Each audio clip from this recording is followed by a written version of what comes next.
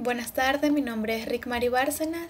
En esta oportunidad vamos a hablar sobre el núcleo temático 2 de la materia de Derecho Civil, Personas.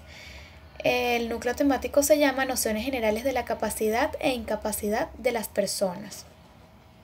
Tomando en cuenta que la capacidad, en sentido del derecho, es la medida de la aptitud de las personas en relación con los derechos y deberes jurídicos, es decir, la aptitud que tienen las personas para adquirir derechos y contraer obligaciones.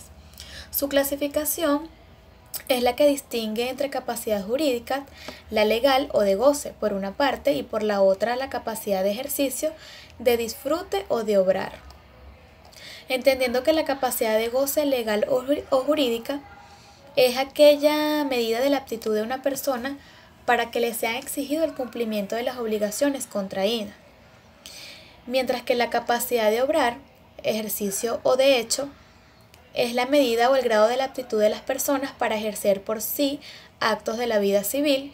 Por tanto, presupone la voluntad, y esta voluntad solo se da respeto del ser racional, pudiendo darse de un modo pleno y total, y también puede faltar o darse en cierta medida, en cierto grado. Dicho en otras palabras, es la medida de la aptitud para ejercer la propia voluntad, o sea, por sí sola, obligaciones jurídicas y producir plenos efectos jurídicos mediante actos de la propia voluntad. Seguido de esto tenemos los principios que rigen la capacidad.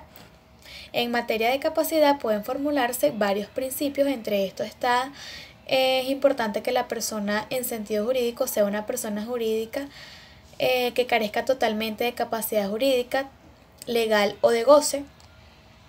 La capacidad de obrar supone la capacidad de goce porque no puede producir plenos efectos jurídicos en cabeza propia el acto de quien no puede llegar a ser titular de los derechos o deberes de ese acto llamado producir.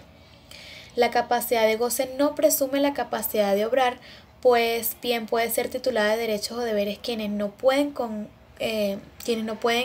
creárselos.